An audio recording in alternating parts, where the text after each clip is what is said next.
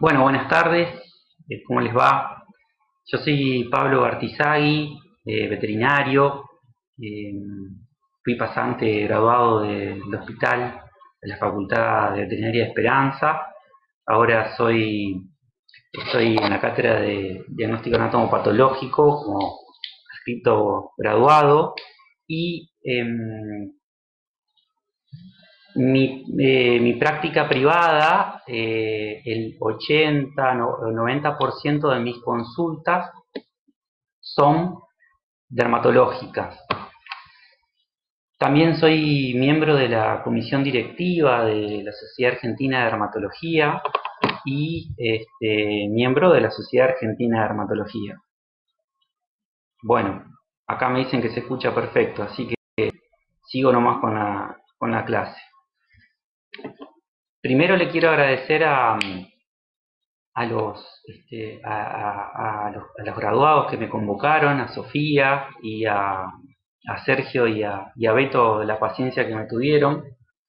Así que, primero que nada, les quería agradecer a ellos por esta iniciativa que está muy buena, es muy lindo poder compartir y ir adquiriendo conocimientos. Así que, cuando me preguntaron qué enfermedad quería dar, pensé en muchas, pero después pensando en cuál es la que más es la más frecuente y la que más hace renegar, es la dermatitis atópica, por lejos. Es una de las consultas más frecuentes que recibimos, eh, derivadas en mi caso, pero también en la clínica, el que hace clínica, una de las consultas más frecuentes es las alergias, entre ellas la dermatitis atópica. Entonces, quiero hablar de esta enfermedad porque, como sabemos, es una enfermedad que es tratable, no curable, y es la que por ahí el propietario no nos entiende mucho. Como los contenidos que pensé para esta clase es, primero, para uno poder entender la enfermedad, tenemos que repasar un poco la fisiología del prurito, que no está de más de repasarla, y para poder eh, tratar con criterio, tenemos que saber qué moléculas tenemos actualmente y sus mecanismos de acción, que por suerte tenemos varias. Es un área en la cual se ha investigado mucho y en principio tenemos drogas que no son corticoides y que las vamos a ir viendo. El objetivo de esta charla es saber elegir cuál es la mejor estrategia de tratamiento conociendo la fisiopatología de la enfermedad. Es más o menos lo que charlaba recién. Para eso yo tengo el contenido, hay bastante teoría, que por ahí es un poco aburrida, pero bueno, voy a tratar de que sea lo más llevadera posible. Bueno, vamos a repasar la ruta del prurito. ¿Se acuerdan que en la sensación de prurito es una sensación desagradable que provoca el deseo de rascarse? Y eso tenemos varios orígenes, en el cual en este vamos a ver el que se da más que todo con mediadores químicos. Cualquier cosita, si no van entendiendo, quieren consultar, me dicen. ¿Se acuerdan que teníamos en la piel, teníamos terminaciones nerviosas libres en la epidermis y en la dermis? Y el estímulo plurítico se forma ahí, con mediadores químicos. Ahí vamos a tener varios tipos de neuronas que se van a originar ahí y tienen su cuerpo en el ganglio dorsal de la médula espinal. Una vez que llega ahí el estímulo, por una vía hipnotalámica, va hacia el tálamo y ahí va hacia el sistema nervioso central. La sensación de prurito en realidad acuérdense que lo que le digo que es más que todo por mediadores químicos. Y la recepción de la señal va a ser por neuronas. Se recogen las terminaciones nerviosas de neuronas cuyos cuerpos están situados en el ganglio dorsal y en el trigémino. Y esto es importante. Se trata de fibras C no mielinizadas. Y al menos hay dos tipos de neuronas implicadas. Las histaminérgicas y las que no son histaminérgicas. ¿Qué quiere decir? Que uno de los mediadores químicos que se encuentran en las reacciones inflamatorias alérgicas es la histamina. En los pacientes caninos, bueno, en el perro, digamos, predominan, son minoría esas histaminérgicas, es decir, predominan otro tipo de neuronas que no son histaminérgicas, con lo cual la histamina va a ser un mediador químico que no nos va a servir mucho. Si el canino tiene diferentes receptores, que lo vamos a ir viendo, que son los PAR2 y los TSLRP. Fíjense, cuando se eliminan los mediadores químicos por parte de las células inflamatorias, van a actuar sobre receptores de neuronas. Estos receptores de neuronas, como nombrábamos recién, son histaminas, el PAR2, el TSLRP, que es una molécula recientemente conocida. Cuando se liberan esos mediadores, no es solamente uno el que tiene que actuar, sino que se sabe que tienen que actuar por lo menos 3. Otra cosa importante que quiero decirles es que hay por lo menos 30 mediadores químicos que estimulan el prurito, que tienen capacidad de estimular el prurito. Entre ellos tenemos la histamina, la serotonina, que son bastante conocidos, pero que son liberados por los mastocitos y que se sabe, como dijimos recién, que los caninos no tienen en minoría los receptores para histamina, las neuronas histaminérgicas. Después tenemos la tripsina, catepsina, que son proteínas que sí tienen capacidad por sí misma para estimular el prurito, que son eliminadas y células epiteliales. Después tenemos moléculas importantes como son la endotelina, la sustancia P, y moléculas que se descubrieron recientemente, que son muy importantes para el prurito, que son las que dijimos recién, la TSLP y la interleucina 31. Esas son dos moléculas que para uno saber qué estrategia o cuál es la mejor estrategia nosotros debemos conocer. Tenemos que saber, o tenemos que acordarnos, que la principal fuente, o mejor dicho, que hay un montón de clases de prurito.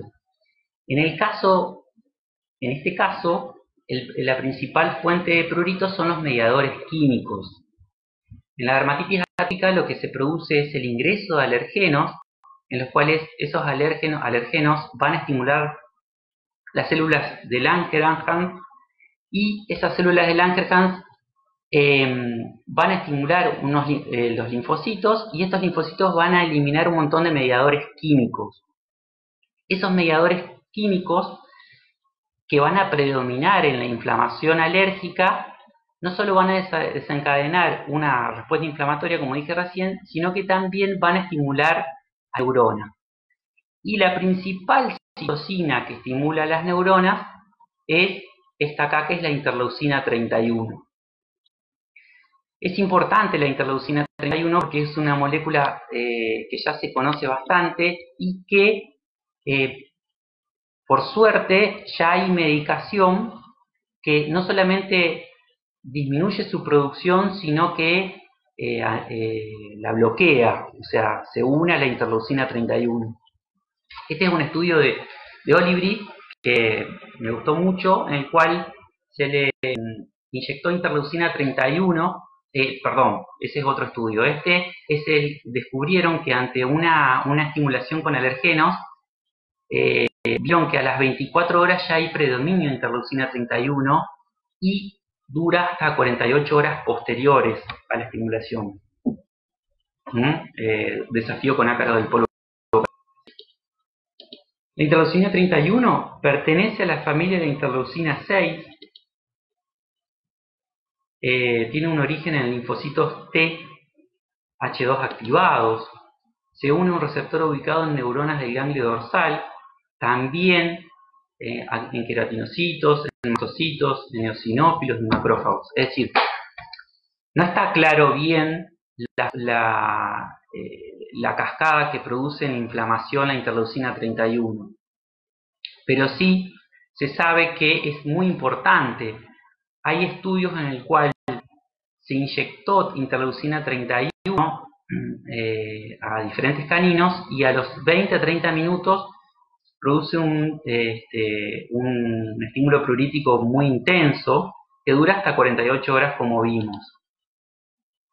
Y esto es importantísimo, que es que actúa la JAK quinasa. Son enzimas intracitoplasmáticas que transcriben señales para el prurito. Esta otra, la TSLP, es de origen vegetal, es bastante bien conocida. Es una sustancia pruritogénica, así que si por sí sola tiene la capacidad de desencadenar prurito. Estimula la producción de otras interleucinas. Como dije recién, tiene una función pruritogénica directa. Y es probable que el efecto antiprurítico de la ciclosporina o de la clacinib, se deba en parte a la inhibición de esta droga, de este mediador. Ahora, es importante valorar o evaluar o darle un valor, al prurito. Eso lo podemos hacer por escalas cuantitativas, descriptivas, o por escalas visuales analógicas. A mí me gusta mucho la escala visual. Yo siempre me ayuda me ayuda mucho, por ejemplo, cuando viene la primera consulta en el cual el propietario manifiesta que se rascan muchísimo. Entonces, el primer ejercicio que yo hago es decirle al propietario, ponga un puntaje, donde un 0 no se rasca y un 10 se rasca día, noche, deja de comer para rascarse, deja de jugar para rascarse. Entonces, el propietario generalmente lo que hace es lo que se dice un 8 y un 10. Y después, a medida que vuelve a la consulta, vuelvo a hacer el mismo ejercicio y el propietario se va dando cuenta que vamos mejorando. Porque el propietario es no complicado, pero si vos no lo ayudás, él no se da cuenta que uno va mejorando con la terapéutica. Y también me pasa, hay veces que vienen y no hay, porque eso es otra cosa importante que no lo digo, que en general hay una correlación entre el número y las lesiones que vemos.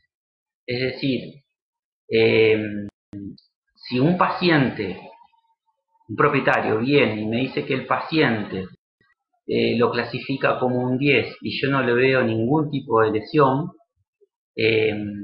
ahí hay otro problema, porque hay mucha correlación, como dice ahí, entre el número y las lesiones que vemos. Entonces eso a mí siempre me ayuda mucho.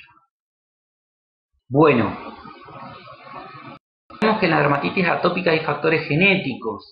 Hay hasta 54 genes que codifican la inmunidad innata, la barrera epidérmica, la formación de la barrera epidérmica, la apoptosis de la piel, Entonces, hay muchos genes implicados. Y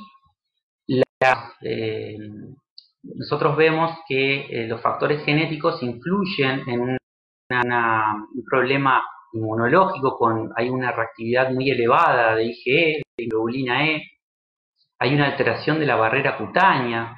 ¿Por qué? Porque se sabe que hay un cambio en los lípidos y en las proteínas. Y todo eso se relaciona, se interrelaciona. Se comprobó que el bajo contenido de la piel correlaciona con la pérdida de agua transepidermal. Es decir, por eso nosotros vemos los perros atópicos, están esas pieles muy secas, se debe a la pérdida de agua transepidérmica. Los defectos en los lípidos hacen que no se retenga agua, y como los espacios intercelulares están muy agrandados, se facilita más la agua transepidérmica. También cuando ingresa el alergeno hay una reacción inmunológica que produce una acción cutánea, y eso, como estamos viendo, produce o induce al prurito. Esa imagen se la pedí a un amigo que había dado una charla, me gusta mucho. Bueno. Esto es otra cosa importante. La inflamación cutánea crónica se asocia mucho con infección. Es decir, en los primeros estadios de un proceso inflamatorio alérgico, no se observa muchos procesos infecciosos, sino que lo que más se observan son eritemas, pápulas. Pero ya en las fases crónicas se asocia mucho con infección por malacesia o por Staphylococcus pseudointermedia. Bueno, volvemos. ¿Cuál es la implicancia de la citoquinas?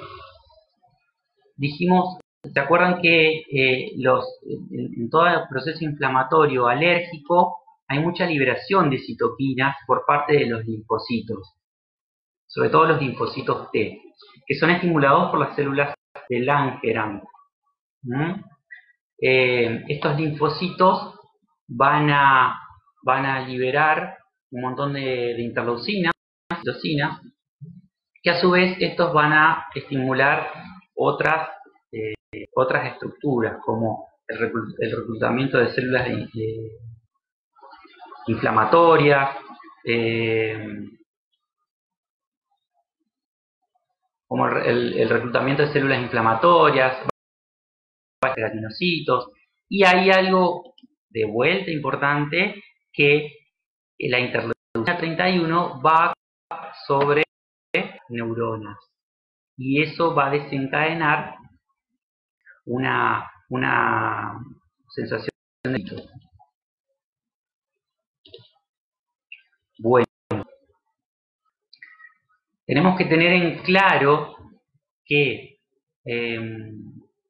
en la fase aguda de esta enfermedad van a predominar los linfocitos TH2, los helper 2, que a su vez estos van a eliminar un montón de citoquinas, interleucinas. Esto va a estimular el prurito. Y en la fase crónica, los linfocitos helper que van a predominar son los 1. Estos predominan en la fase crónica, como dijimos, y a veces estimulan la inmunidad celular, y se relacionan mucho con las lesiones de la epidermis. Eso es importante. Y otra cosa que es bastante interesante es que hay muchos... Acá tenemos los linfocitos reguladores. En las dermatitis atópicas se observa que los linfocitos T reguladores están en menor cantidad y a su vez tienen menor expresión de la interleucina 10, que la interleucina 10 es la encargada de regular, es decir, de inhibir la respuesta inmunológica. Muchos estudios que dicen que el éxito de una inmunoterapia alérgena específica se basa en que estimula la proliferación de linfocitos T reguladores y a su vez estimula la expresión de interleucina 10. Entonces, cuando nosotros usamos una inmunoterapia alérgena específica, es para regular los linfocitos T reguladores. Si fui muy rápido o si me expliqué mal en algo, me dicen y volvemos sin ningún problema. Bueno, clínicamente, en la fase aguda vamos a ver mucho tema, con mucha dermatitis perivascular, y en la fase crónica vamos a ver liquenificación, observan la histopatología como plasia epidérmica y demás. Eso tenemos que tener en claro. ¿Por qué? Porque mi estrategia de tratamiento va a ser diferente en una o en otra. O sea, en la fase aguda yo voy a estar pensando fármacos y en la fase crónica voy a pensar en otros fármacos. Bueno, ¿deberíamos mejorar la barrera cutánea? ¿A ustedes qué les parece? Sí, hay que mejorar la barrera cutánea. ¿Usted sabe si, o sea, no está claro si la barrera cutánea es defectuosa debido, digamos, por lesión genética, o si es secundaria a la inflamación? Tenemos que acordarnos que en la epidermis tenemos el estrato espinoso, el estrato grosso y el estrato córneo. Eso es como que sería un corte transversal. Y los alergenos cuando ingresan, como dijimos, hay mayor de pérdida de agua transepidérmica debido a que hay una descamación prematura aumentada. Los lípidos epidérmicos como antes son anormales, el pH cutáneo en la superficie de la piel está elevado, hay baja humedad y los corneocitos son anormales. Y la función de unión estrecha es anormal, que eso es lo que les quería explicar antes. Bien, los alergenos, es más fácil que los alergenos ingresen y que agua. En este estudio se ve que el suplemento con ácido 2, acá está la dosis que se utilizó, que es 4 a 8 mililitros por perro por día durante 8 semanas, aumentó el porcentaje de laminillas lipídicas al estrato córneo luego de la suplementación. Tenemos que acordarnos que la estructura de la piel teníamos los corneocitos y entre corneocitos, que los corneocitos estaban unidos muy directamente, y la sustancia extracelular o intercelular es muy rica en lípidos. Bueno, esos lípidos en la dermatitis atópica son anormales. Las laminillas lipídicas son más cortas, tienen forma irregular, entonces eso es que la barrera epidérmica sea defectuosa. A su vez, los corneocitos, recuerdan que esos filamentos de queratina genéticamente están predispuestos para formar filamentos de queratina y así producir el estrato córneo. Están unidos entre sí una proteína que se llama filagrina. Esa filagrina ya se sabe, sobre todo en modelos de Beagle, se han hecho muchos estudios, que esa filagrina es defectuosa, que no tiene un extremo que es el extremo C-terminal. Entonces no tiene la capacidad de unir de manera correcta esos filamentos de filagrina. Entonces, esos son los dos parámetros a tener en cuenta cuando decimos que la barrera epidérmica es defectuosa. Acá hay otro estudio en el cual se observó que hay un grupo con prednisolona, se le dio prednisolona, y hay otro grupo en el que se le dio prednisolona suplemento con ácidos grasos. Y se observó que hay una reducción en la dosis de glucocorticoides cuando hay un suplemento con ácidos grasos. El suplemento con ácidos grasos, semanas, entre 4 a 8 semanas, en empezar a hacer esto, ¿no? Este otro estudio, esto está muy discutido en si el tratamiento tópico con complejo lipídico es efectivo o no. En este estudio se vio que sí. Fíjense, estos son los corneocitos, y esta es la sustancia extracelular que yo les decía. Acá se ve que las laminillas lipídicas son irregulares, son finas, incluso en algunos. Y acá se ve que después de la suplementación, se ve las lamelas lipídicas que están más organizadas, están en todos lados. Es decir, en este trabajo se vio que eran efectivas. Bueno, ese es un punto, la barrera epidérmica. Más allá, hablando también, no solamente mejoramos la barrera epidérmica con suplementos y con suplementos tópicos, ¿no? También tenemos por ejemplo, son muy importantes para hidratar la piel, para hacer un efecto de barrido de alveolos. Eso también es cuidar la barrera epidérmica. Bueno, la inflamación también es importante tratarla, es un punto clave. La inflamación es lo que vemos ahí. Es más grave que en un perro atópico, tanto la piel lesionada como la piel no lesionada, la piel, entre comillas, sana, también está inflamada. Es decir, hay el infiltrado perivascular, pero si no, algo de infiltrado perivascular siempre hay una esponjiosis leve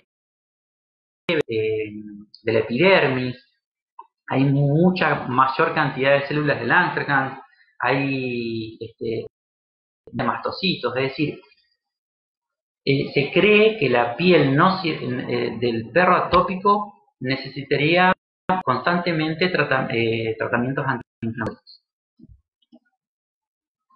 Bueno, se puede inflamación con tratamientos amplios o específicos, es decir, nosotros podemos hacer un tiro de escopeta o podemos ser más valiosos y específicos en nuestro tratamiento.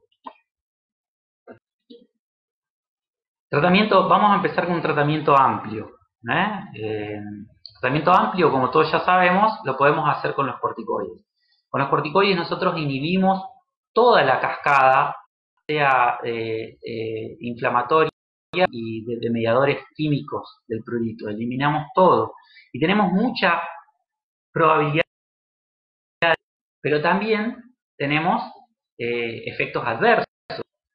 A ver, no es que no hay que usarlos, muchas veces lo vamos a necesitar, al corticoide, pero hay que, como ya sabemos, hay que usar más criteriosa y en forma estratégica sobre todo, que ahí ya vamos a charlar. Como dice acá, hay inhibición de la mayoría de las células inflamatorias, mediadores inflamatorios y cambios a la dermatitis aguda y crónica. Esto es importante. ¿Qué logramos nosotros con los corticoides? Normalizamos la proliferación epidérmica, sobre todo en procesos crónicos que vimos que hay una hiperplasia epidérmica, que hay hiperpigmentación. Bueno, eso lo mejoramos.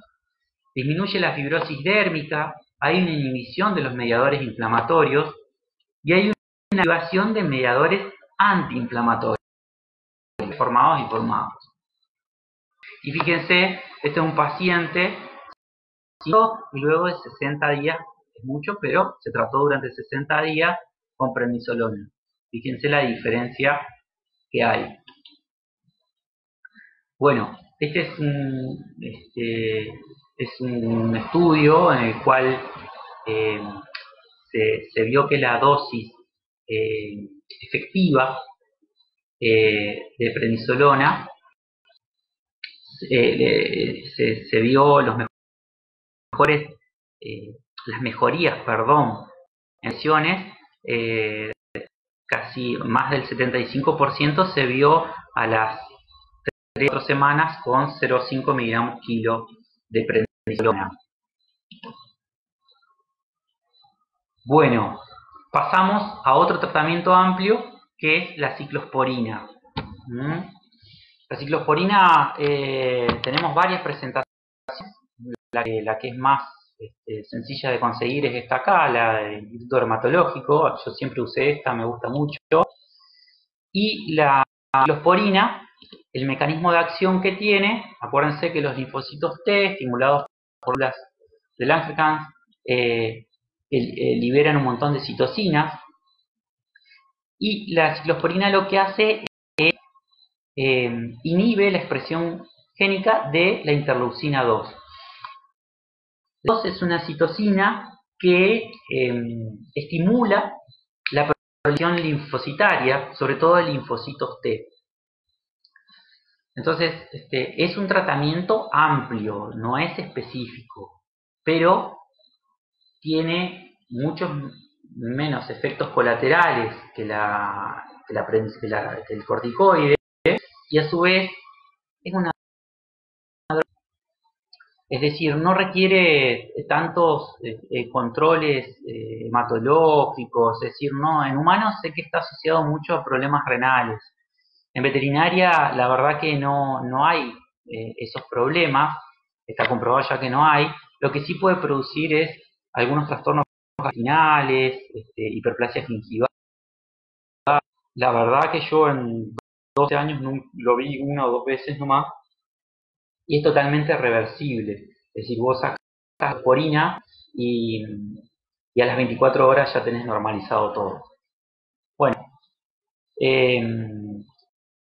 una pacientita con una dermatitis atópica severa, y esto es con 2 meses de tratamiento. Droga muy lenta, a diferencia del corticoide, pero es mucho más segura. En este estudio, y realmente es así, uno lo ve a la práctica, si vos combinás ciclosporina más ketoconazol, podés reducir hasta un 75% la dosis de ciclosporina. Yo la reduzco un 50%, que anda muy bien. La uso mucho en pacientes en pacientes grandes que conllevan mucha dosis de ciclosporina, se les hace muy, muy caro, entonces se puede utilizar con ketoconazol, muy buen efecto. La ciclosporina es algo que yo me olvidé de decirles, que tarda entre 20 días en empezar a hacer efecto, con lo cual yo a veces, cuando el paciente tiene una dermatitis atópica muy severa, los primeros días hasta que empiece a hacer efecto la ciclosporina, la combino con prednisolona, por ejemplo, a dosis baja. Bueno, esto también se vio que la ciclosporina a 5 miligramos kilo día, y después de las 4 semanas la podés ir disminuyendo, la verdad que sí, que anda muy bien. Bueno, ¿qué buscamos con la ciclosporina? Normalizar la proliferación epidérmica, reducir las fibras nerviosas intraepidérmicas, eso está comprobado también. Hay un trabajo muy interesante de eso. E inhibe los mediadores inflamatorios, como vimos recién. Fíjense, igual que los corticoides, inhibición de la mayoría de las células inflamatorias, de mediadores inflamatorios y cambios cutáneos asociados a la dermatitis aguda, dermatitis aguda y crónica. O sea, es similar que los corticoides. Ahora vamos a un tratamiento un poco más específico, vamos ajustando un poco la mira y vamos a ver una molécula que se llama oclacitinib, que ya la conocemos todos, que es el Apoquel, y que va, o sea, aumentando la especificidad de tratamiento, disminuye la probabilidad de éxito y de efectos adversos. Eso tenemos que tener en claro también, ¿no? Tenemos que saber que tenemos menor probabilidad de éxito. Y el problema que hay con esta medicación, o sea, es excelente, ¿no? Uno va y y a las 2 horas ya hay mejoría, ya casi el 100% de los efectos va casi, no tenés más prurito a las 2 horas. La regla es usarlo cada 12 horas durante 14 días y después una vez cada 7 días. Durante 7 días, perdón. Uno baja la dosis, se observa un efecto rebote. Es decir, cuando baja una vez por día o cuando lo suspendés, ves el efecto rebote. Y ahora vamos a ver por qué se da el efecto rebote. Vuelvo a repetir que si necesitan que diga o explique algo, tenemos una vía de señalización intracelular que es del complejo JAK-STAT, en el cual se une la citosina inflamatoria, activa esas enzimas y esas enzimas fosforilan moléculas y estas moléculas estimulan la química de otras sustancias que a su vez estimulan el prurito. Esa es, por ejemplo, la vía el mecanismo de acción de la leucina 31. Cuando nosotros administramos oclacitinib, anulamos esa vía de acción, anulamos sobre todo la enzima JAK1, y con eso disminuye el prurito. Con eso disminuye el prurito. Ahora, cuando está bloqueada esa enzima, las citoquinas están acumulándose. Y cuando disminuimos la dosis, esas citoquinas empiezan a actuar. Entonces, es así, se ve bien en la clínica, que seguro les habrá pasado a ustedes. Cuando nosotros le damos oclacitinib es fantástico. Ahora, se los empezamos a sacar y te llaman a las horas que se están arrancando los pedazos de lo que se está rascando. Entonces, ese es un problema frecuente. La idea es hacer estrategia que la verdad que funciona muy bien, que se llama dinámica, que eso lo vamos a ver después en tratamiento. Bueno, el oclacitinib tiene un antiprurítico rápido, similar a la prednisolona. Eso quiero aclarar también, tiene un efecto antiprurítico rápido, es verdad, pero es decir, se dejan de rascar con la prednisolona y con el oclacitinib, pero las lesiones con el oclacitinib tardan mucho más. Eso es única. Bueno, antiprurítico más rápido que la ciclosporina, sí, la ciclosporina es muy lenta. Efectos sobre las lo que yo le dije recién, técnicamente no se ve tanto eso. Y bueno, acá está la dosis que la pueden encontrar. Esto es otra cosa que quiero comentarles. Es seguro a largo plazo para la mayoría de los perros, sí, es seguro. Pero es seguro, hay pacientes y pacientes. Hay pacientes que vos se los sacás haces cada 12 horas durante 14 días, andan muy bien, se lo bajás por día y hay muchos que siguen sin rascarse y hay otros que empiezan a rascarse, como hablábamos recién. En esos pacientes que andan bien sin rascarse, que lo que sigue funcionando, no es necesario hacer tantos controles hematológicos. ¿Sí? Si se lo pueden hacer, lo hacen, pero, no, pero más tranquilos, es decir, no es tan necesario. Ahora, hay pacientes en los cuales uno baja una vez por día y se empiezan a rascar. En esos tenemos una...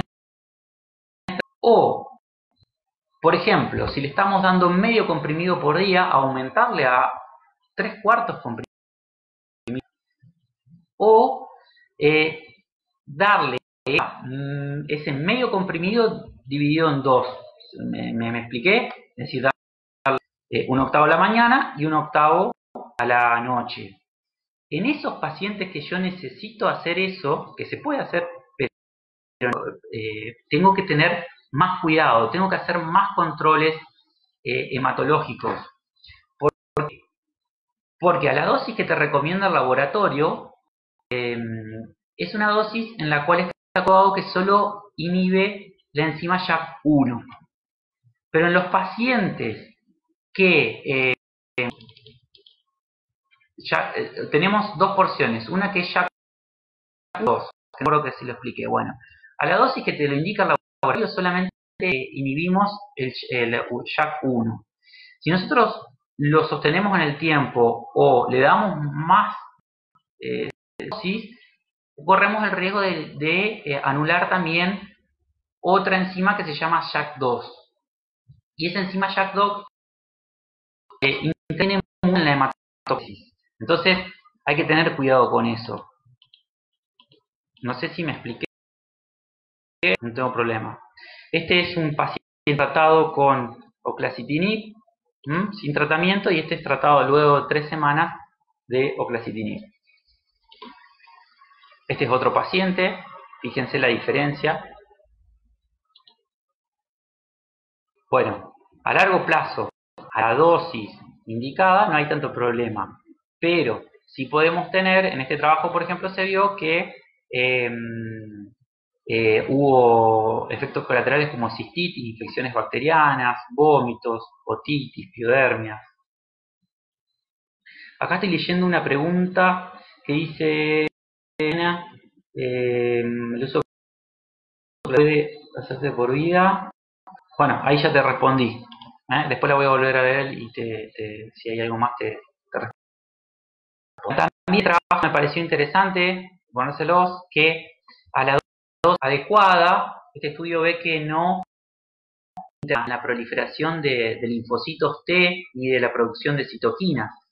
Pero cuando aumentamos la dosis, lo podemos usar como inmunosupresor, que lo podemos usar, por ejemplo, en dermatopatías isquémicas y lo podemos usar también en enfermedades como pénfigo. En eso hay varios estudios que avalan eso.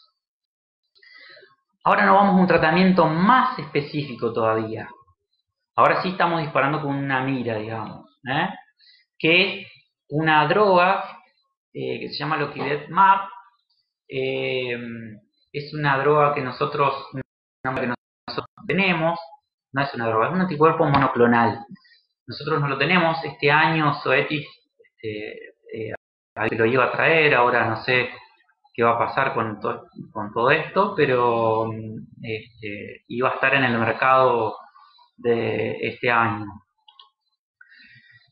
Esto es un anticuerpo monoclonal, es muy específico, bien específico. Lo que hace es un anticuerpo contra la interleucina 31. Y lo que hace, lo que buscamos es un efecto antipruritítico que es más rápido que la ciclosporina. Vuelvo a repetir, es más rápido que... Todas son más rápido que la ciclosporina porque es lenta la ciclosporina, pero efectiva, no mucho. Efectos sobre las lesiones cutáneas similar a las, es más efectivo en reducir el prurito que las lesiones cutáneas, es decir, no vamos a controlar las lesiones cutáneas, sí vamos a controlar el prurito con esto. Y es la droga más segura de todos los antialérgicos, eso está claro. La diferencia entre el anticuerpo monoclonal, que es el Opivet-MAB, que es el Cytopoint, en realidad, la diferencia con oclazipina, el anticuerpo monoclonal, como dijimos recién, actúa sobre la interleucina 31. Va a actuar sobre lo que explicaba, sobre las JAK1. Si nosotros dosificamos o mantenemos o le damos cada 12 o mantenemos en el tiempo sin reducirlo, corremos el riesgo de actuar sobre la JAK2 también. Y eso en la hematopoiesis. Bueno, ¿qué estrategias de tratamiento? Yo le voy a dar mi experiencia, y insisto con esto, vieron que los propietarios siempre se fijan en que uno busque una solución sin corticoides. Bueno, les puedo asegurar que yo hice mucho esfuerzo durante muchos años en tratar de hacerlo, pero la realidad es que sí o sí, muchas veces, sobre todo en las crisis agudas, vamos a necesitar del corticoide. La diferencia la vamos a hacer en ser criteriosos y usarlos cuando realmente sea necesario y no cuando el propietario nos los pide. En las crisis agudas, acuérdense que toda dermatitis o todo proceso alérgico tiene una en la cual uno, por ejemplo, podés tratarlo con el mejor tratamiento. Yo siempre les explico, con lo mejor de lo mejor, lo podés estabilizar, pero sí o sí hay épocas en las cuales va a haber crisis. ¿Cuál es cuándo uno sabe que está haciendo las cosas bien? Cuando esas crisis son cada vez más espaciadas y de menor intensidad. Entonces, eso es importante también explicárselo al propietario, porque siempre vuelven cuando tienen crisis alérgicas, por ahí no quejándose, pero diciendo no curado ni nada, pero hay que explicarle todo eso. Entonces, cuando hay una crisis aguda, que es el paciente que venía con tratamiento o se trató una vez y no se trató más, y ahora está con una crisis bien fuerte, una crisis aguda, en esos casos tenemos una crisis, una fase crónica, con liquenificación y demás. Pero en esto lo que yo quería explicar es la estrategia depende, ¿no? Dependiendo mucho del paciente. Es ese paciente que está prendido fuego, la estrategia es usar más oclazipinib. Y ahí es donde yo le quería explicar la terapia secuencial dinámica. La prednisolona más el oclazipinib es, yo por ejemplo le doy prednisolona, pongámosle 0,5 miligramos kilo, día, hasta controlar las lesiones y el prurito. Que puede llegar a eso. Paciente que yo sé que es muy probable que yo le saque la prednisolona y vuelva a aparecer crisis alérgica, lo que hago es usar, o lo que se puede usar, empezar con oclazipinib. Como vimos antes, la misma los primeros 14 días y después lo bajamos a una dosis diaria durante 7 días. Hago eso me permite mantenerme en el sin la crisis alérgica. Y mantener tranquilo al propietario también y mejorarle la calidad de vida del paciente, que es lo más importante. Si yo le saco el oclacitinib y puedo volver a empezar con la prednisolona. Entonces, yo estoy usando fármacos diferentes y estoy actuando en diferentes lugares. Entonces, y no afectando tanto en su sistema inmunológico. Eso es una manera. Después tenemos otra. Los pacientes en los que son que ya los conocen, que ya son inmanejables y están en una crisis aguda muy severa, arranco con ciclosporina y prednisolona. Entonces, a los 20 voy bajando los niveles de prednisolona. Los niveles en sangre de ciclosporina ya están en el nivel máximo y ahí están cumpliendo sus funciones y están haciendo efecto. Esa es otra estrategia en el tema de y en la parte crónica podemos usar también prednisolona más ciclosporina, como les explicaba recién.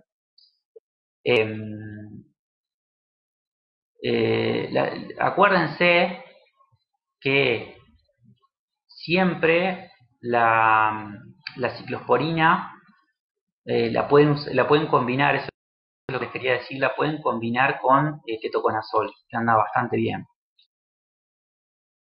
Que la pueden encontrar en cualquier lugar. Fíjense lo que el Cytopoint, que es 1, 2, o sea, sería muy lindo tenerlo acá. Y la ciclosporina de 3 a 5 miligramos kilo día durante 4 a 8 semanas y yendo en forma gradual hasta 1 miligramos kilo más o menos. La ciclosporina es otra cosa que me olvidé. En felinos anda muy bien. A mí me ha solucionado muchísimos problemas la ciclosporina en felinos. Y créanlo, pero es muy gusta. Al felino les gusta la ciclosporina. El oclacitinib no está recomendado. Tengo colegas que lo han usado en felinos, pero no recomendado todavía. Y esto es algo que me gusta. A ver si tenemos tiempo. Me parece que digo algo que me interesa y que me ayuda mucho. Acuérdense, la piel no es atópica, siempre está inflamada, como les decía antes. Y a su vez tenemos una disbiosis epidérmica y defectos en la epidérmica, como hablábamos. Hay una hiperplasia epidérmica, hiperplasia de células de Langerhans. Hay muchas células inflamatorias dérmicas. Hay acción de citoquinas proinflamatorias y de TH2. Eso pasa en la piel no lesionada de los perritos atópicos. Entonces, nosotros tenemos dos tipos de terapia. Nos manejamos con dos tipos de terapia. La terapia reactiva, la inducción a la remisión, y la terapia proactiva, que la verdad que anda muy bien, que es la prevención de recidiva. Ahora les voy a explicar cómo se hace una terapia proactiva. La terapia reactiva es, bueno, ya lo sabemos, es decir, en la crisis aguda nosotros le damos, por ejemplo, glucocorticoides orales más tópicos e inducimos a la remisión. Y en esta, fíjense que acá tenemos el umbral de signos clínicos. En esta, ponemos la remisión. La estrategia y la clave está en usar glucocorticoides 2 veces por semana. Los glucocorticoides tópicos, por ejemplo, sábado y domingo, o de acuerdo a lo que puedan los propietarios. ¿Vieron esos pacientes? Por ejemplo, ¿vieron que uno de los signos mayores que tenemos en dermatitis atópicas es el lamido constante de manos, que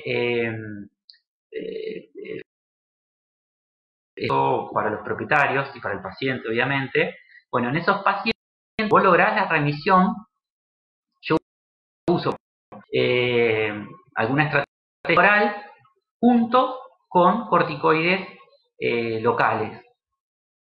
Por ejemplo, uso acetato hidrocortisona, o uso también el tritoxilin, que tiene clorexina, no me acuerdo qué corticoide, o también uso una crema que tiene metilprednisolona, que la hago hacer, que me gusta, ¿no? Que también la uso hace 3 años con atópica, anda muy bien. Siempre uso eso en revisión de síntomas. Y después indico que se haga solamente la semana. Toda en la parte ventral y en los espacios interdigitales. Y tal cual figura en este estudio, hay más tiempo de recidiva, mucho más con la terapia proactiva con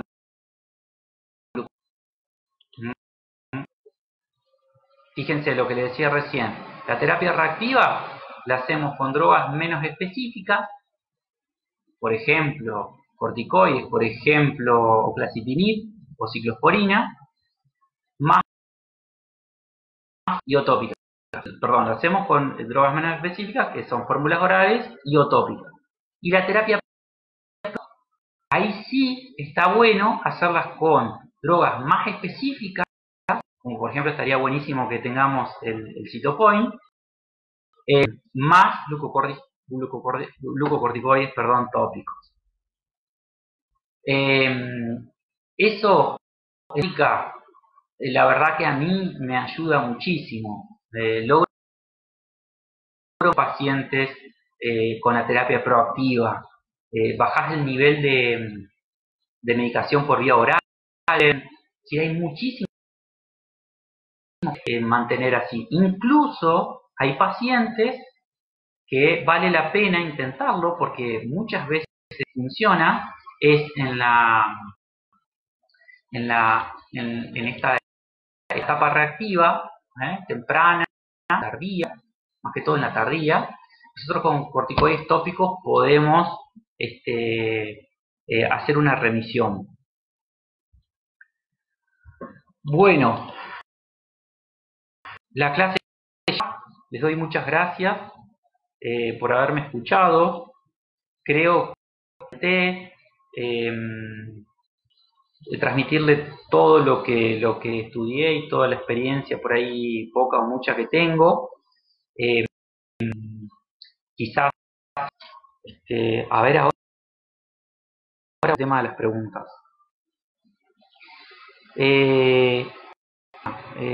Buenas tardes. ¿El uso de clasificación de por vida o qué efectos adversos secundarios presenta? Eso, Jimena, ya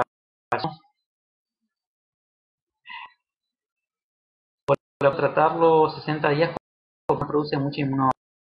Sí, yo lo que estuve hablando hasta recién, a ver, no quiero decir, como dije al principio, no digo porque lo que siempre lo vas a necesitar, sobre todo en las crisis agudas, lo ideal es, como yo decía, o hacer una terapia o ir buscando la dosis mínima efectiva. Y también, esa es otra cosa que quiero decir, cada paciente es diferente, esto es como, por ejemplo, cuando nos explicaban las fracturas. Cada fractura es diferente, para cada fractura diferente hay un implante diferente de acuerdo a cómo se hizo la fractura y a la edad del paciente. No sé si soy claro. Hay pacientes de 2 años que es incontrolable el prurito y que viene, que consulta y viva esa alergia, mi primera opción, sinceramente, va a ser o prednisolona. Mientras tanto, voy pensando a plazo, como ciclosporina. No sé si te respondí.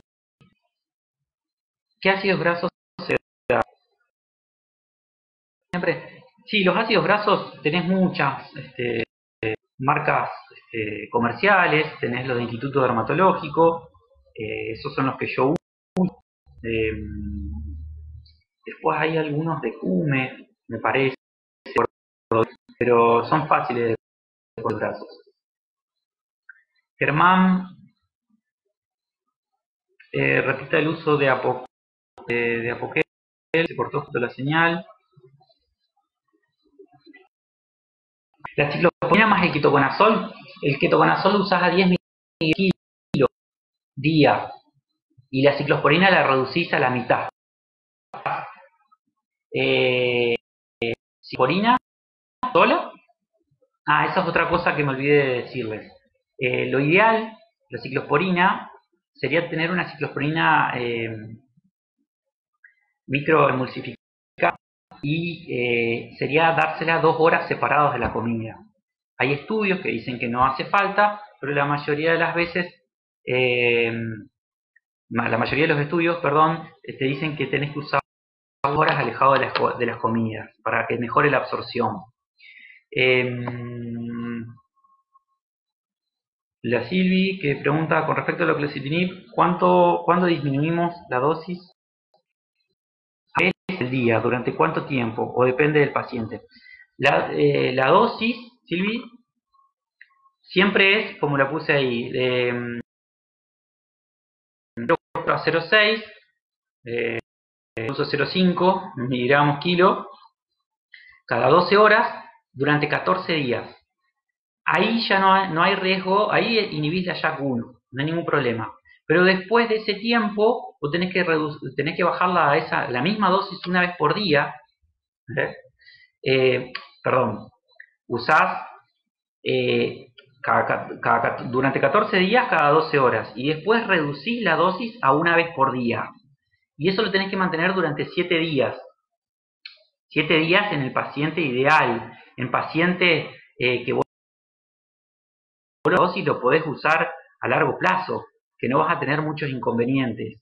Sí vas a tener que hacer controles hematológicos, sobre todo si con esa dosis no te alcanza y se la tenés que subir un poquitito. ¿Cuándo empiezan a rascarse? ¿Cuándo empiezan a rascarse al bajarle el Apoquel a una vez por día? ¿Cómo regulás la droga? Bueno, eso creo que es lo que yo respondí. Huguito, hola Pablo, ¿el uso de cisapride puede ayudar a disminuir la dosis de corticoides? No lo tengo en claro y no lo leí. Germán, ¿ha tenido crisis aguda que no han respondido a corticoides o que ha llevado un tiempo de... Mirá, Germán, no he tenido que no responden a corticoides. Sí he tenido que no responden a ciclosporina y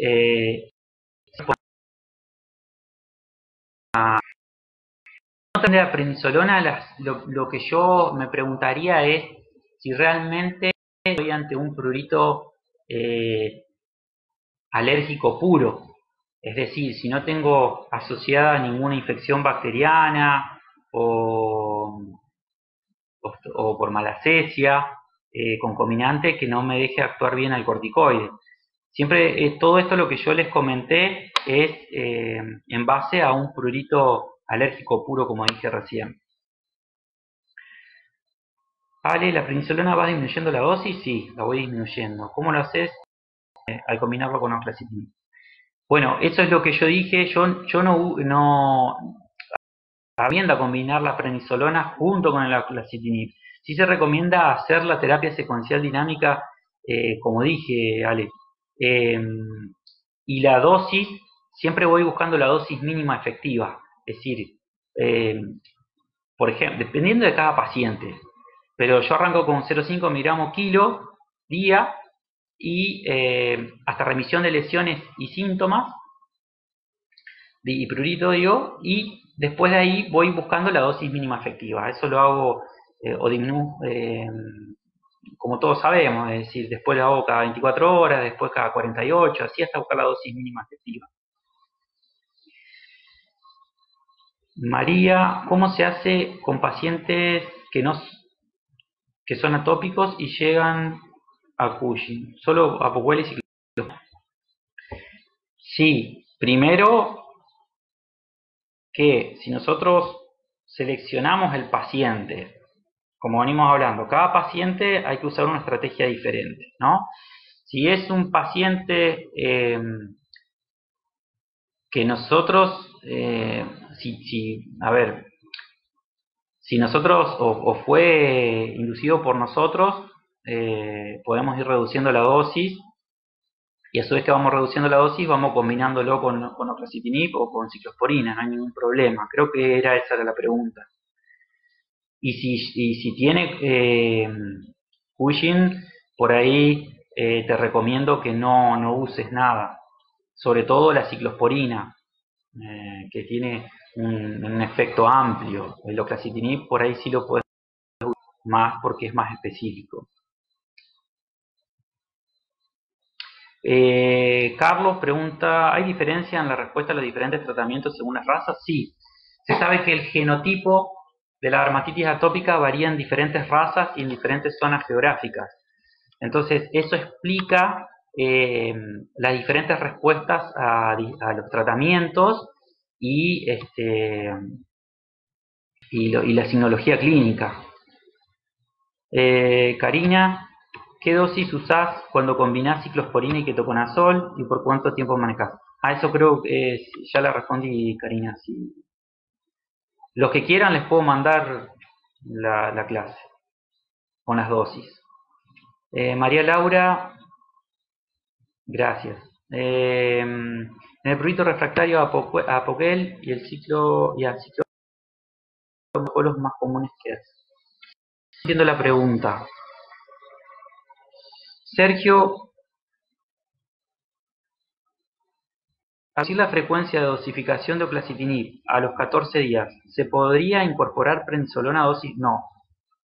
Para evitar la acumulación de inflamatoria, no, Sergio, yo no lo haría eso, no está recomendado. ¿Tiene experiencia en inmunoterapia alérgena específica? Sí, Sergio, me gusta mucho. Yo me gusta. Vos tenés pacientes que, otra vez, hay que seleccionarlo mucho esos pacientes para decir voy a hacer una terapia alérgena específica. Esos pacientes que yo los selecciono, por ejemplo, un paciente con una fase crónica, o sea, de muchos años, no lo selecciono. No te va a ir muy bien. Pero si es más estás entre los 2 o 3 años y recién está empezando, es un paciente que es ideal. Se hace lo que estamos haciendo ahora lo que yo hago es el prick test. Se seleccionan los alergenos, se hace la inmunoterapia y es estimular los linfocitos T reguladores. Tenés, tal como te figura en la bibliografía, es mi experiencia, entre un 40 y un 60% de posibilidades de éxito. Es decir, de cada 10, en 4 a 6, vos tenés posibilidades de éxito y realmente esos pacientes los ayudás muchísimo. Sinceramente, es excelente, mejora mucho todo. Ahora, hay otros que hace de cuenta que le estás haciendo, qué sé yo, agua. Entonces, esa es mi experiencia. La recomiendo. Cuando vos tenés tratado con ciclosporina o oclacitinib, podés hacer los test y la inmunoterapia. Pacientes con corticoides, no.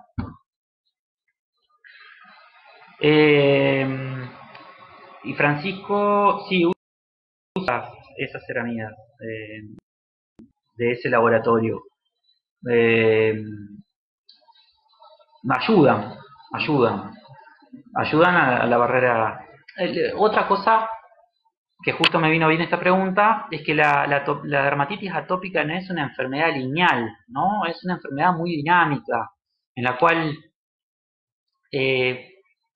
vamos a tener que atacar diferentes sectores o controlar diferentes sectores o ayudar a diferentes sectores. Eh, entonces, por ejemplo, yo a pacientes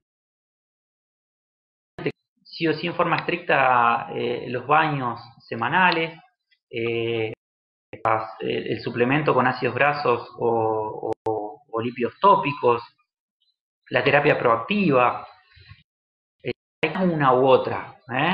Y insisto con esto, yo puse en la clase el tema de los corticoides para explicar el mecanismo de acción, para saber que es una terapia amplia y que nunca lo vamos a tener que usar, sino que hay que ser estratégicos y criteriosos, obviamente, en seleccionar el tipo de paciente. Y no es para un tratamiento crónico. Lo que yo quiero decir es que en las crisis agudas y manejables eh, hay que usarlo, hay que utilizarlo. Después, no esperar a que vuelva con otra crisis alérgica, sino que lo que hay que hacer es buscar estrategias para eso que dije yo antes, para que las crisis sean cada vez más espaciadas y de menor intensidad. Así que bueno, creo que terminamos, pues si no me van a... Ya no, nos pasamos mucho. Eh, Así que si les parece o quieren hacer una consulta, no tengo ningún problema eh, después, pero desde ya les agradezco mucho la paciencia en escucharme. Espero que aunque sea algo les haya servido eh, y me gustó mucho preparar la clase y dársela. Así que les mando un abrazo a todos. Muchas gracias.